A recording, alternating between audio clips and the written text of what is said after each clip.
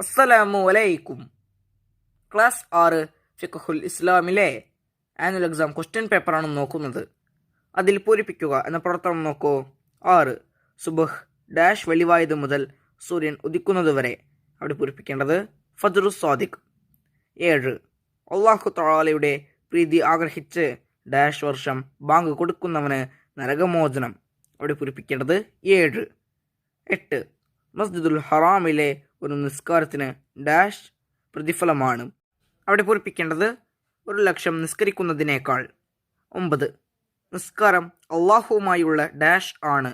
അവിടെ പൂരിപ്പിക്കേണ്ടത് മുനാജാത്ത്.